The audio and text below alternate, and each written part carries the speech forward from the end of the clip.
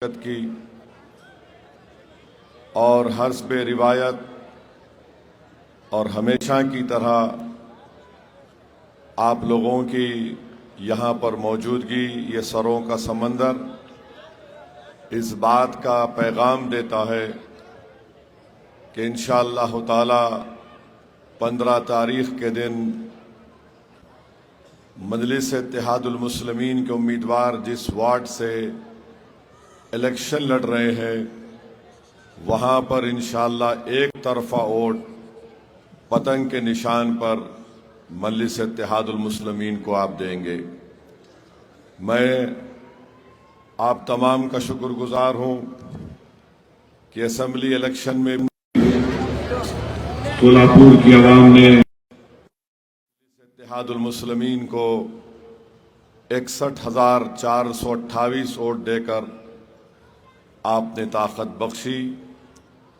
हम इलेक्शन नहीं जीत सके, मगर एक बात आपके सामने रखना ज़रूरी समझता हूँ कि हम 61,000 वोट लिए, कामयाबी नहीं मिली, मगर हमारे हौसले पस्त नहीं है।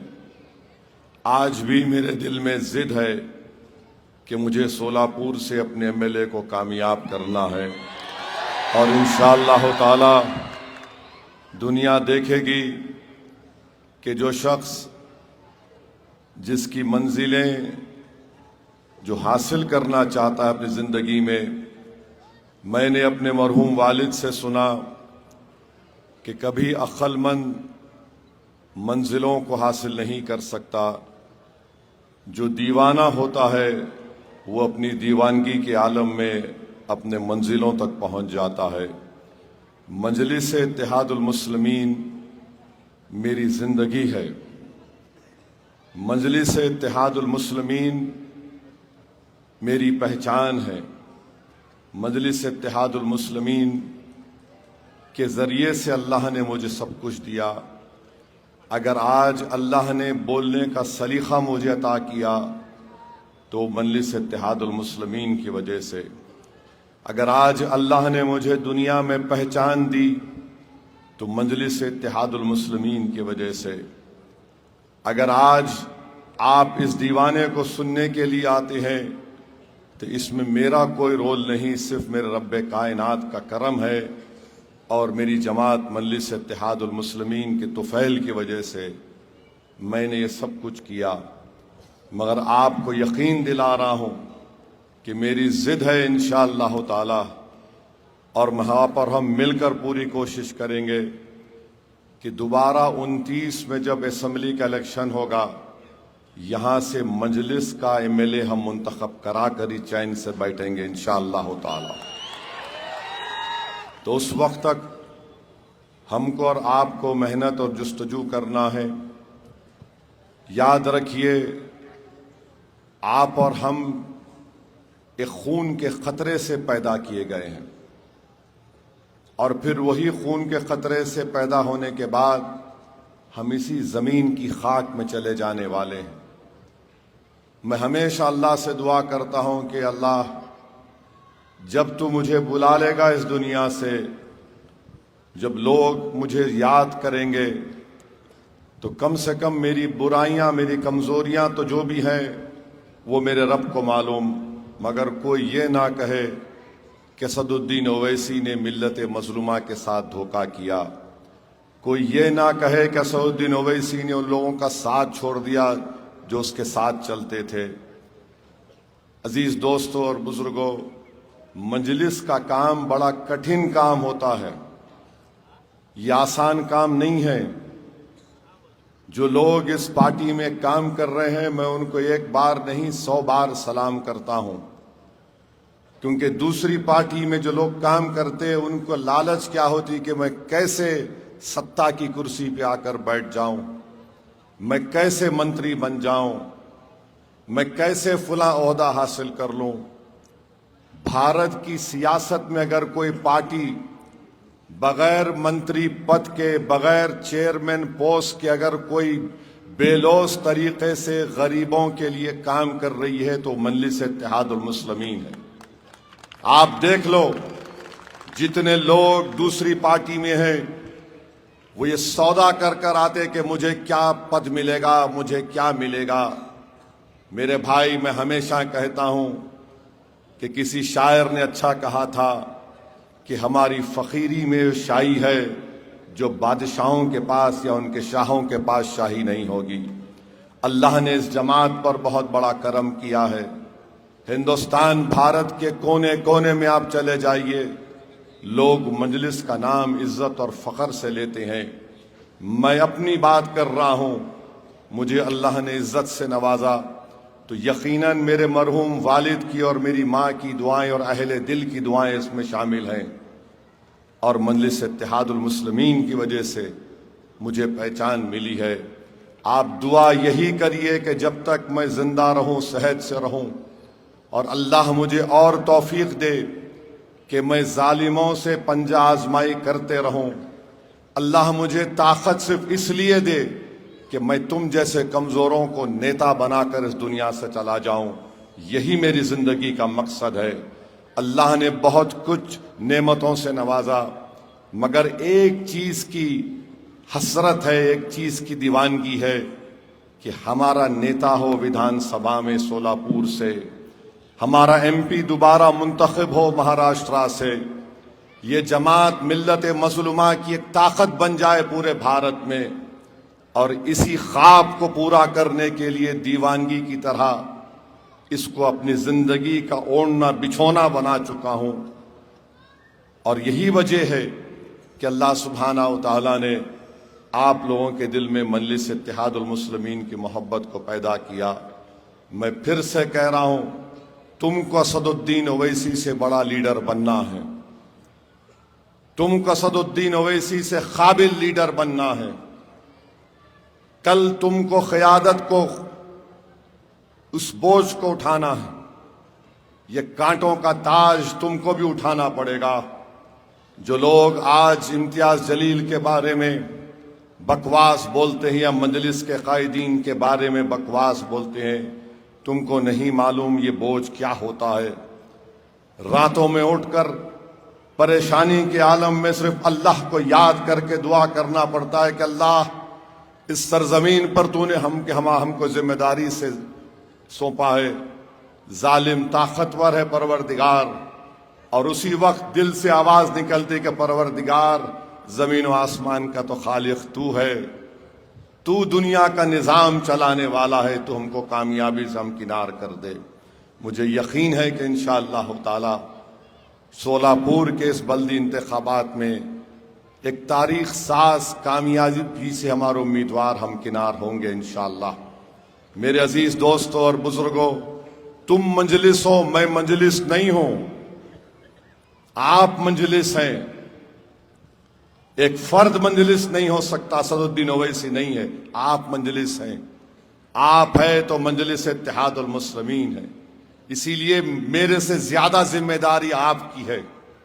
मैं इस जमात को ये पैगाम, मेरी जिंदगी का मकसद यही है कि जमात में ये जो लीडरशिप का कभी फुकदान पैदा ना हो। इसीलिए इन नौजवानों से अपील कर रहा हूं कि आगे बढ़ो। मैं यहां बैठकर तमाम हमारे उम्मीदवारों की तकारीर को सुन रहा था और अल्लाह से दुआ कर रहा था कि अल्हम्दुलिल्लाह, हमने जिनको अपना उम्मीदवार बनाया उनमें ना सिर्फ बोलने की सलाहियत है, बल्कि उनमें कॉन्फिडेंस है और उनमें एक जज्बा है कि वो कुछ काम करेंगे। मैं नांदेड़ में हमारे अराकीन उम्मीदवारों को सुनकर आया, अल्लाह का शुक्र अदा किया। पहले जलसे का आगाज मुंबई से, गोवंडी से किया। वहां पर हमारे 8 उम्मीदवारों में 4 टीचर शामिल हैं, MA कर रहे हैं, कोई PhD कर रहे हैं। ये तब्दीली मजलिस इत्तेहादुल मुस्लिमीन ने पैदा की। इंशाअल्लाह ताला जिस सिमत में हम जा रहे हैं महाराष्ट्र में, इम्तियाज जलील की क़यादत में, इंशाअल्लाह ताला मुझे यकीन है कि अल्लाह हमको और कामयाबियों से हमकिनार करेगा। अगर कोई घर में नाराज बैठा है, उसकी नाराजगी दुरुस्त है, मैं उसके घर तक जाकर दस्तक देने को तैयार हूं। इसमें मेरा कोई, याद रखिए, मेरा कोई इसमें अना नहीं है। मेरी कोई अना नहीं है इसमें। इसीलिए मैंने कहा कि अगर आप नाराज हैं और आपकी नाराजगी हक बजानिब है तो मुझे मेरा क्या जाता है, मैं बैठकर सुनने को तैयार हूं। मैं इंसान हूं और याद रखिए, अगर आप मस्जिद में नमाज पढ़ रहे हैं और इमाम साहब से कोई गलती हो जाती है तो मस्जिद की दीवार पर बैठने वाला लुकमा नहीं दे सकता, इमाम साहब आप सूरह फातिहा पढ़ना भूल गए। ना इमाम साहब पर वाजिब है कि दीवार पर बैठने वाले की बात सुने। जो जमात में होकर बोलता है सुभान अल्लाह, तो इमाम को याद आता है कोई गलती हो गई। तो इसलिए जमात में आइए, जमात में आकर इस जिम्मेदारी को कबूल करिए। और मैंने आपसे जो कहा, यकीनन मैं अभी तक उनका इस्तीफा नहीं कबूल किया हूं। ठहरिए एक मिनट, ठहरिए। इस तरह के नारे लगाना ठीक नहीं है। ना कबूल किया, ना करूंगा जब तक कि उनके बड़े, उनके वालिद से मुलाकात मेरी नहीं हो जाती। उनके वालिद बोलेंगे कबूल कर लूंगा। मगर आपसे अपील कर रहा हूं, मेरे एक सवाल का जवाब दे दो। अगर मैं कल सुबह तक मर गया तो मजलिस कोर्ट नहीं दोगे क्या? बोलो आप। अगर मैं कल मर गया तो तुम क्या मजलिस को छोड़ दोगे? मैं तुमको अल्लाह का वास्ता देता हूं, मेरी कोई हैसियत नहीं है जमात के सामने। हम सब जाने वाले हैं इस दुनिया से। तुमको असदुद्दीन ओवैसी से बड़ा लीडर बनना, ये मेरी ख्वाहिश है। दिल में इखलास रखो, जज्बा रखो, कुर्बानियों देने का वो जज्बा रखो। तकालीफ उठाना पड़ता है। मैं अपनी बड़ाई बयान करने के लिए नहीं कह रहा हूं। मुझे पुलिस ने मारा 1999 में, मेरे सर पर 18 टाके लगे, ये हाथ की 4 उंगलियां टूट गई। जिंदगी भर के लिए मेरे स्पाइनल कॉर्ड में गैप है। मगर मेरे वालिद ने आकर कहा उठो यहां से, घर को चलो। लोगों ने कहा सालार बंद मनाओ, सालार ने कहा बंद नहीं मनाएंगे। मैं नाराज हो गया, अपनी मां को जाकर कहा। दूसरे दिन मेरे वालिद ने दवाखाने से मुझे उठाकर बोला चलो। जब गाड़ी में जा रहा था तो पुलिस की जो लठों की मार थी उससे तकलीफ हो रही थी। मैंने अपने वालिद से बड़ी अपनी मां के पीछे खड़े होकर, क्योंकि हम अपनी वालिद की आंख में आंख नहीं डाल सकते थे, ये हमारी मोहब्बत थी, उनका एहतराम था। मैंने अम्मा को सामने रखकर कहा कि बाबा, लोग कह रहे थे बंद क्यों नहीं मनाया आपने? तो मेरे वालिद ने कहा कि अगर तुम मर भी जाते तो बंद नहीं मनाता था। मैं तुमको पहले यह बोलकर टिकट दिया था कि यह रास्ता आसान नहीं है और मैं अपने बेटे के लिए मासूम मुसलमानों को मरते हुआ नहीं देख सकता। ये मेरी सोच है, इस तरह मुझे बनाया गया है। तो मेरे अजीज दोस्तों और बुजुर्गों, यह कठिन रास्ता है, आसान रास्ता नहीं है। बेनफ्स होकर काम करना पड़ता है और अजर मिलेगा इंशाअल्लाह ताला अल्लाह के पास, अगर दुनिया में नहीं मिला। क्योंकि हमारा मकसद क्या है कि गरीब और मजलूम की मदद करना, चाहे वो मुसलमान हो या ना हो। तो मेरे अजीज दोस्तों और बुजुर्गों, माफी चाहता हूं, थोड़ा आपको समझाने में लग गया। हमारे डाइस पर बैठे हुए लोग हैं, अजहर हिंडकरी साहब, गाजी जहांगीरदार साहब, वाहिद बंडाला साहब, शौकत पठान, इलियास शेख, हाजी तौफीक हुनूरी साहब, फिरदौस पटेल, नासिर मंगलेरी, हाफिज इमरान खान पठान, हारिस कुरैशी, नदीम डोंगर, अज्जुबाई शेख, सिराज शेख, अजहर जागीरदार, अनीसा मोगल, सचिन कोलते, जुबैर मिस्री, शोभा भाई, बाबा अडेवाले और शोएब चौधरी, खादर भागनगरी, सादिक निजाफ, सद्दाम नायकवाड़ी, मुबीर असोहिल पठान, आसिया शेख, इरफान शेख, मुसनीन मिंदरगी, अजहर कोरबू, बशीर बोन, इमरान हवलदार, ये तमाम जिम्मेदार है। अल्लाह इन सबको नेक बनाए और ताकि वो मजलिस की कामयाबी के लिए और मेहनत करें। मेरी आपसे अपील है कि 15 तारीख के दिन आप मजलिस के पूरे उम्मीदवारों को कामयाब करिए। अरे जो 790 वोट लिया उन्हें डर आ रहा? हाँ, 790 वोट लिया तू अपने आप को बेच के। तेरे एरिया में मैं आऊंगा जुम्मे की नमाज पढ़ने इंशाअल्लाह। याद रखो, तुम कमजोर लोगों को डराते। दिल्ली की पार्लियामेंट में 540 में अकेला खड़े होकर सबकी आंख में आंख डाल के बोलता हूं। तो आपकी जिम्मेदारी है कि जितने ये बांकड़े पहलवान हैं उनको चारों खाने चित करना। आप जो पहलवान है बोलना, तेरी पहलवानी पोलिंग के दिन नजर नहीं आएगी इंशाअल्लाह। और सुनो, जुए के कारोबार और हराम खाने वालों, तुम्हारे घर की खवातीन असदुद्दीन ओवैसी को वोट देने वाली है। तीसरी बात, पेट्रोल की कीमत क्या है शोलापुर में?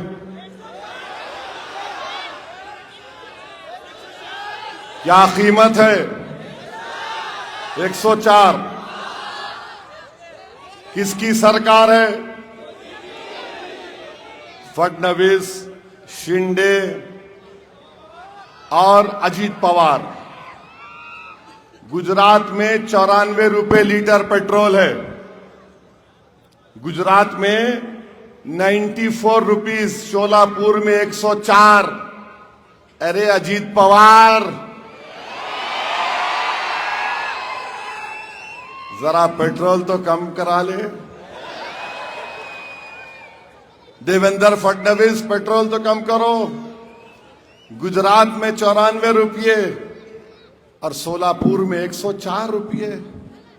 किसकी सेटिंग हो रही है यहां पर? जनता की सेटिंग हो रही है। तीसरी बात मेरे भाई, क्यों नहीं शोलापुर पूना की तरह बन सकता है? करीब 1300 करोड़ रुपए का बजट है बल्दिया का, म्युनिसिपल कॉरपोरेशन शोलापुर का। रेवेन्यू इनका कम से कम 700 करोड़ रुपए है। 15 साल से बीजेपी है।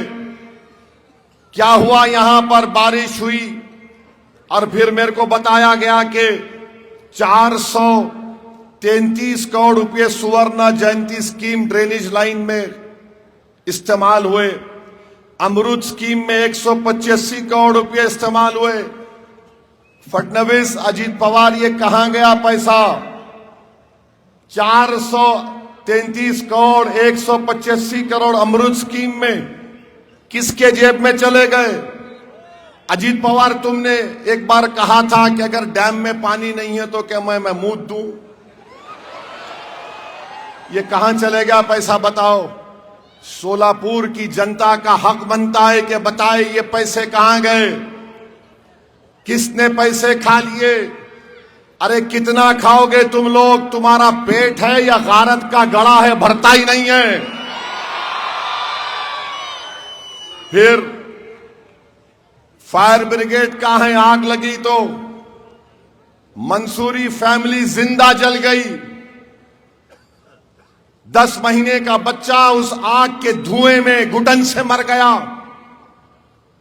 इतना बड़ा शहर शोलापुर, 15 साल से इनकी सरकार, और फिर एक जान नहीं बचा सकते। फायर इंजन नहीं आया, ना उनके पास ऑक्सीजन, ना उनके पास कपड़े फायर इंजन के ओहदेदारों के पास। मेरे अजीज दोस्तों और बुजुर्गों, आपको 15 तारीख को इन्हीं चीजों पर देखकर वोट देना है। और मोदी जी बोलते हैं जल से नल, नल से जल। 8 दिन में एक बार नल, उसके बाद 7 दिन छुट्टी। इतना बड़ा शहर सोलापुर, 8 दिन में एक मर्तबा पानी आता है। अजीत पवार, तुम यहां के पानी पिए या तुम ला लेते अपना पानी पुणे से? मेरे भाई, रात के अंधेरे में पानी आता है। मैं सलाम करता हूं हमारी सोलापुर की महिलाओं को, खवातीन को। मर्द तो उठते ही नहीं। वो बेचारी हमारी बेटी मां रात में उठ के हंस रहे तुम लोग। तुम्हारी बेटी जब रात में उठी तकलीफ होती नहीं होती तुम्हारे को? महिलाएं रात में उठ के पानी भरती हैं। पानी आया भी तो ऐसा आता, 2 खतरे 10 खतरे, पंप लगाना पड़ता है। मुझे बताया गया कि पंप लगाने से हमारे एक दलित भाई को इलेक्ट्रिक का शॉक हुआ और मौत हो गई। मेरे भाई, यही मसाइल के हल के लिए ये बल्दिया का इलेक्शन हो रहा है। अगर आप इन चीजों को देखकर अपना वोट इस्तेमाल नहीं करेंगे तो फिर कब वोट डालेंगे? इतना बड़ा बजट है 1300 करोड़ के करीब का, किसके जेब में पैसे जा रहे हैं इस पर कोई बात ही नहीं हो रही है। और याद रखिए, अगर अजीत पवार को वोट पड़ा तो मोदी को वोट देने के बराबर है। आप मोदी को वोट देना चाहते? आप मोदी को वोट देना चाहते तो फिर अजीत पवार को वोट देंगे? अच्छा, वो जो जुए की कमाई पे, शराब की कमाई पे उन्हें बड़ा आ रहा है, उसको वोट देंगे? किसको वोट देंगे? जोर से बोलो, जोर से बोलो, इतनी जोर से बोलो कि मोदी को न सुनाई दे। किसको वोट देंगे 15 तारीख को?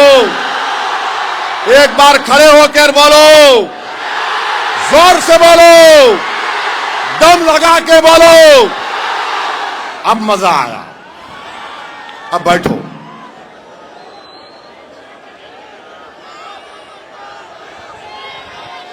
शेर आ गया, रहने दो। अब तुम्हारे को शेर बनना है अभी। और फिर एक यहां पर बाला साहब सर्वदे को मार दिया गया। क्यों मार दिया गया? क्योंकि वो इलेक्शन से नहीं हटना चाह रहा था। आप बताइए, किसी की जान ली जा सकती है क्या? इसको मार दिया गया। और मोदी क्या बोलते, देवेंद्र फडणवीस क्या बोलते? ट्रिपल इंजन की सरकार। कौन सा इंजन है नहीं मालूम मेरे को।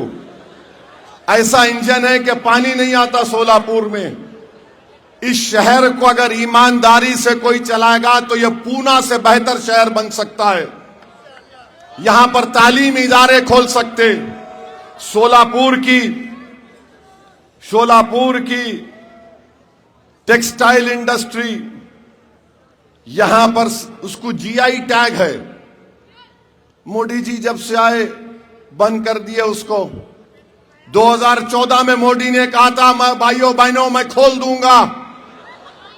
अब ट्रंप खोल रहा है पूरा। सिविल हॉस्पिटल है, बदहाली में है। मेरे अजीज दोस्तों और बुजुर्गों, याद रखिए, ये मसाइल के हल के लिए आपको 15 तारीख के दिन मजलिस इत्तेहादुल मुस्लिमीन को वोट देना है। मैं आपको बताना चाह रहा हूं कि लोग आ रहे हैं। देवेंद्र फडणवीस में शिंदे ने और अजीत पवार ने मिलकर यह तय किया। ये हैदराबाद की कहावत है, तू रोए ऐसा कर, मैं तेरे को मारे ऐसा करता हूं। बंबई में बैठकर, मुंबई में बैठकर मलाई खाते तीनों। मैं आधी प्लेट खाता हूं, तू पौन खा ले, तू पौन खा ले। अब यहां आके बोल रहे नहीं नहीं हम अलग है। याद रखो, अजीत पवार इतना कमजोर मोम का बना हुआ है, मोम का। पुणे में पिंपरी चिंतवत के इलेक्शन में कुछ बीजेपी के खिलाफ बोल दिए इन्हों। शाम तक इनको फोन आ गया, वापिस लो। उन्होंने बोले नहीं नहीं मैं ऐसा नहीं बोल रहा था, मैं ऐसा बोल रहा था। चुनाचे क्योंकि बोल के इन्हों वापिस ले लिए, अपने अल्फाज को उगल लिए। अजीत पवार साहब, आप ये समझ रहे कि असदुद्दीन ओवैसी से मुकाबला आपके चिचा के जैसा मुकाबला होगा? नहीं होगा। मेरा नाम असदुद्दीन ओवैसी है। तुम्हारे जैसे 56 अजीत पवार को जेब में डाल के फिरूंगा इंशाअल्लाह। वक्फ का कानून बन रहा था तो तुमने मोदी का साथ दिया। बोलो अजीत पवार, मेरी मस्जिद को छीनने का कानून बनाया गया, मस्जिद दरगाह खानकाह को छीनने का कानून बनाया गया, तुमने वो कानून बना दिया। जब ये आते हैं घड़ी का निशान वाले, पूछो उनको मस्जिद का कानून क्यों बनाए छीनने के लिए, जवाब दो। दरगाह और कब्रस्तान और ईदगाह को छीनने का कानून क्यों बनाया गया, जवाब दो। इस मुकाम पर नमाज इशा हुई ईदगाह है, ये कानून ऐसा बनाया गया कि कोई कलेक्टर इसको हुफल डाल सकता है, खुदा ना खास्ता। ये कानून बनने के बाद पहला इलेक्शन है।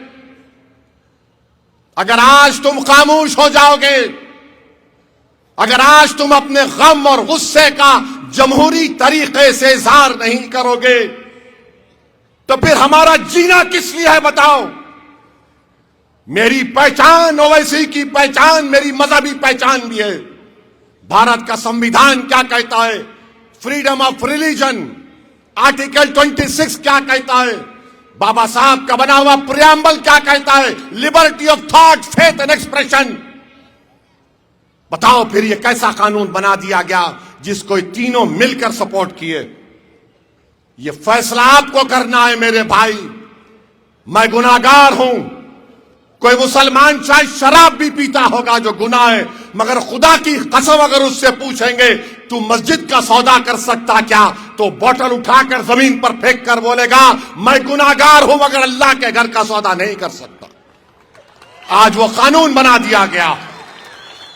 तो मेरे अजीज दोस्तों और बुजुर्गों, आपको एक अच्छा फैसला लेना है। कोई ये नहीं समझना कि मैं शराबियों की तायीद कर रहा हूं। मुझे शराब से नफरत है, शराबी से नहीं है। मुझे बुरे से नफरत नहीं है, बुराई से नफरत है। हमको इंसान से ये जो बुरा करते ना, अरे बहुत गंदा है, नहीं मालूम मेरे भाई, अगर अल्लाह उसको हिदायत देगा तो वक्त का वली ना बन जाए वो। तो हमको और आपको 15 तारीख के दिन सोच समझकर अपने वोट का इस्तेमाल करिए। 61,000 वोट मिले हमको, हमारा एमएलए नहीं बना, तो क्या हमारी हिम्मत और हौसला पस्त हो गया, बताओ। क्या आप आज भी तैयार है मजलिस को वोट देने के लिए? कहीं आपके हौसले पस्त तो नहीं हो गए? मेरे भाई, मेरे हौसले तो पस्त नहीं हुए हैं, क्योंकि रोज पार्लियामेंट में तुम्हारा ये खादिम अकेला खड़े होकर लड़ता है इन तमाम लोगों से और उनको बेबाक तरीके से सच्चाई को बयान करने की कोशिश करता हूं। मैं तो कभी ना थका ना कभी झुकूंगा इंशाअल्लाह ताला। अल्लाह जब तक मुझे जिंदा रखेगा या तो कट जाऊंगा, लटक जाऊंगा, मगर तुमको झुकने नहीं दूंगा इंशाअल्लाह। तो 15 तारीख के दिन मेरे अजीज दोस्तों और बुजुर्गों, मजलिस को वोट देना है, पतंग के निशान पर बटन दबाना है, इत्तेहाद को मजबूत करना है। बीजेपी जब से इख्तिदार पर आई है मॉब लिंचिंग हो रही है। अब तो मॉब लिंचिंग इतनी बढ़ चुकी कि उत्तराखंड में एक त्रिपुरा का ट्राइबल बच्चा जो एमबीए कर रहा है, क्योंकि उसका चेहरा अलग है तो उसको क्या क्या गलीज नाम से पुकार कर मार मार कर उसको खत्म कर दिया गया। उसका बाप कौन है? वो बीएसएफ का सिपाही है जो भारत की सरहद पर भारत की हिफाजत करता है। मैं तकलीफ मुझे महसूस होती है कि उस बाप पर क्या गुजर रही होगी। अपने खानदान को छोड़कर वो सरहद की हिफाजत कर रहा है और भारत के अंदर जालिमों ने उसके बेटे को चिंकी पिंकी कहकर जान ले ली उसकी। कोई पूछने वाला नहीं है क्योंकि ट्राइबल है। ओडिशा में एक मुसलमान को बांग्लादेशी कहकर पीट दिया गया। नवादा बिहार में एक मुसलमान को बांग्लादेशी कहकर उसकी पैर की उंगलियां काट दिए, कान काट दिए। जिस्म में राड मार दिए, वो मर गया। जलगांव का सुलेमान पठान को पकड़ पकड़ कर मारा, जान चले गई नौजवान बच्चे की। सुलेमान पठान के वालिद को जब उसका वीडियो सुना, मैं सर पकड़कर बैठ गया। बाप कह रहा है कि मारने वाले मेरे बेटे के बचपन के दोस्त थे, मारने वाले मेरे बेटे के बचपन के दोस्त थे। और बाप ने कहा कि अब मैं उस गांव में नहीं रह सकता जहां पर मेरी 5 पीढ़ियां गांव में रही हैं। अब मैं इस गांव को छोड़कर चला गया। क्या अजीत पवार कुछ बोले? क्या कोई कुछ बोला? मेरे भाई क्या बोलते, कानून अपना काम करेगा। अरे तुम क्यों बैठे हैं कुर्सी पर? तुम कुछ तो बोल सकते थे ना। अरे क्यों कर रहे ये लोग? मुंबई में डी मार्ट एक मार्केट में अभी पड़ा, 2 दिन कल या कल का वाकया के हमारी बहन बुरखा में है, तो एक कस्टमर उसको देखकर हमारी बहन के तनखीद कर रहा है। उसका शौहर कह रहा है तू बाहर निकल, तेरा रेप करता हूं। क्या है ये? इस देश है ये? अरे सियासत करो मगर याद रखो, जो ख्वाब हमारे बुजुर्गों ने इस देश के लिए देखा था अंग्रेजों की गुलामी से छुड़ाने के बाद, अगर आप दलितों को, आदिवासियों को, मुसलमानों को इतना दबाएंगे तो फिर क्या होगा? इन इख्तिदार की कुर्सियों पर बैठने वालों को सोचना पड़ेगा। नहीं हम ये करेंगे, हम फुला करेंगे। अरे तुम कुछ भी नहीं कर सकते। तुम क्या कर सकते हम जानते हैं। तुमने मस्जिद छीनने का कानून बनाया। आपको मालूम, अगर सोलापुर में 100 साल पुरानी कोई दरगाह या खानखा या मस्जिद है जो प्रोटेक्टेड मॉन्यूमेंट है आसार कदीमा ASI में, मोदी और अजीत पवार ने कानून बना दिया कि उसका मालिक वक्फ नहीं होगा, उसका मालिक आर्कियोलॉजिकल सर्वे ऑफ इंडिया होगा। कभी भी उस मस्जिद को, दरगाह को ताला लगा देंगे। और तुम देखना संभल की मस्जिद में क्या होगा। यह कानून बनाया जा रहा है और तुम ख्वाबे गफलत में हो। तुम हरकत का नाम नहीं लेना चाहते। कब उठोगे मेरे भाई? कब तक आपसी इख्तलाफात का तुम शिकार होगे बताओ? ये वक्त तुमको शीशा पिला हुई दीवार की तरह मुत्तहिद रहना है।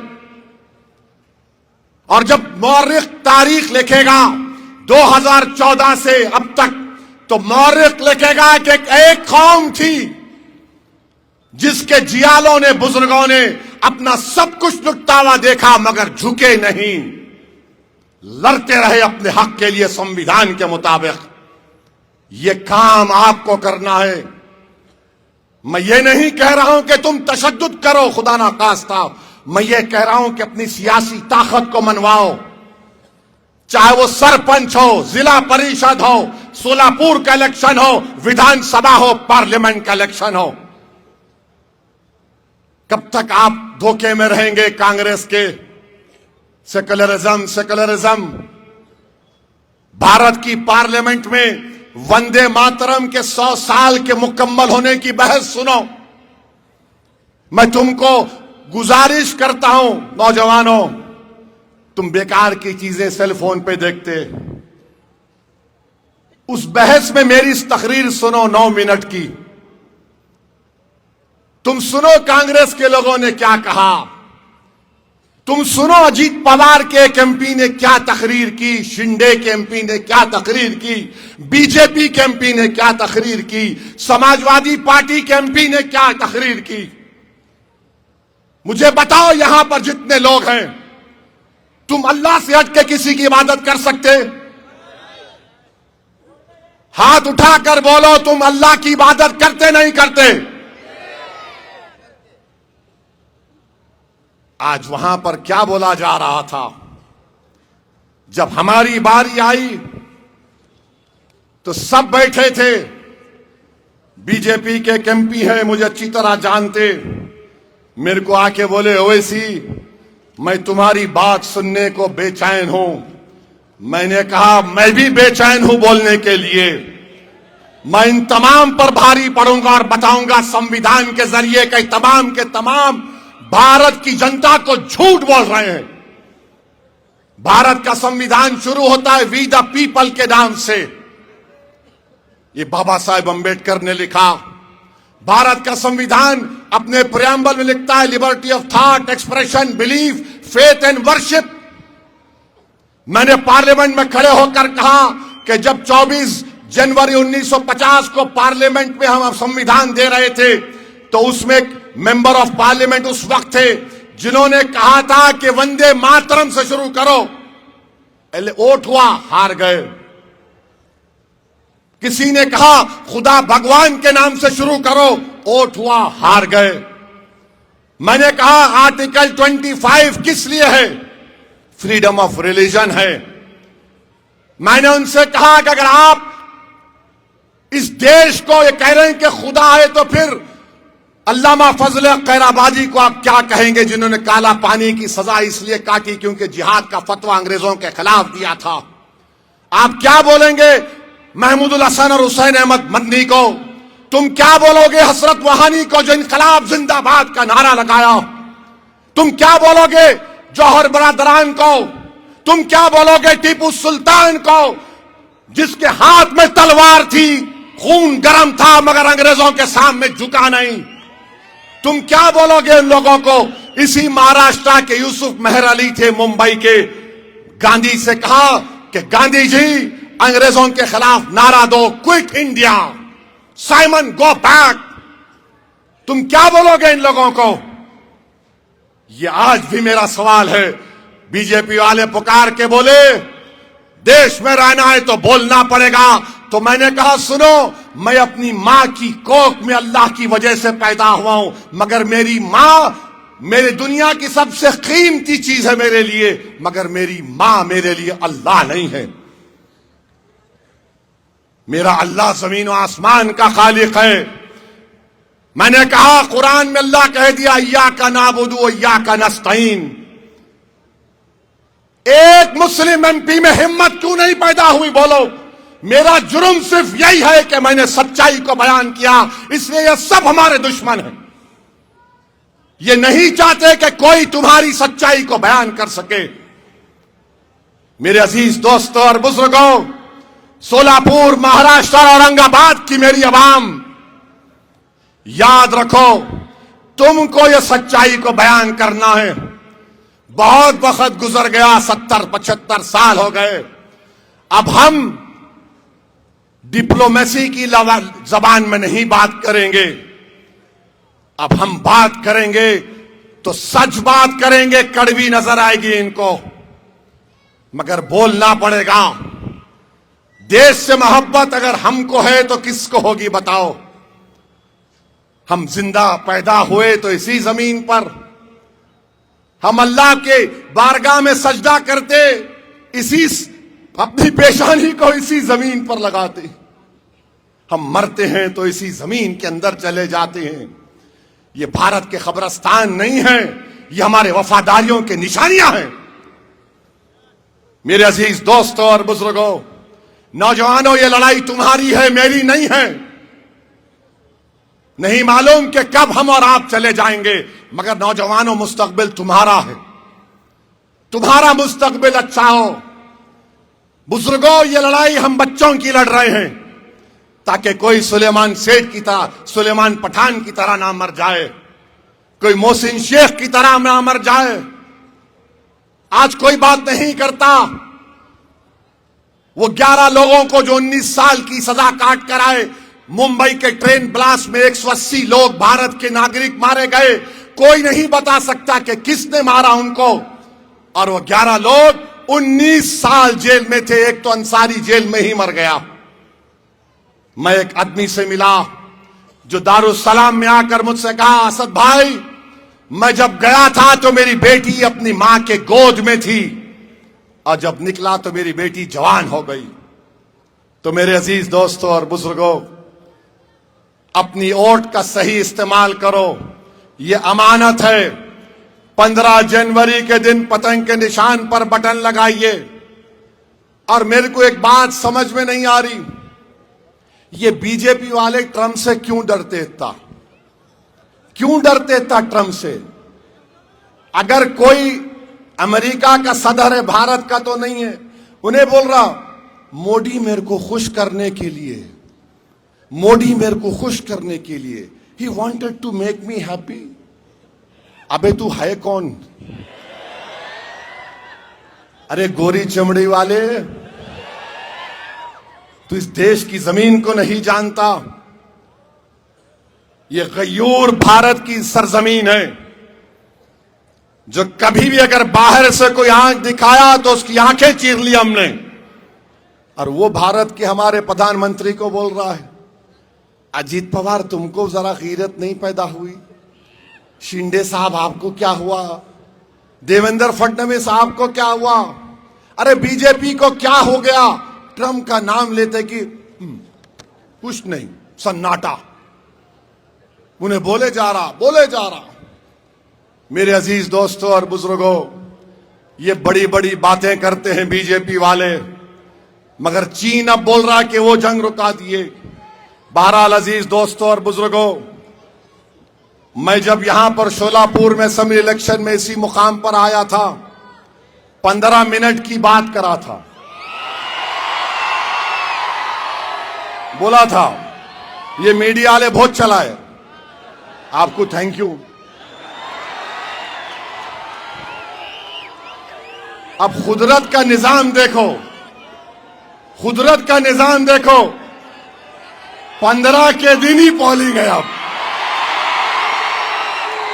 तो 15 तारीख के दिन क्या होगा? 15 तारीख के दिन क्या होगा? 15 तारीख के दिन 15 मिनट नहीं, 10 घंटे तक काली बटन दबा दबा दबा दबा दबा। हर वोट पतंग पे पड़ना चाहिए। अपना सेलफोन का लाइट खोलो, पूरे खोलो, तुम भी खोलो, लाइट खोलो, पूरे खोलिए,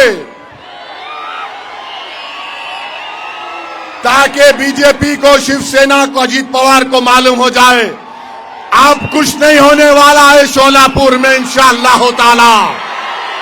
यहां पर पतंगी रहेगी इंशाअल्लाह।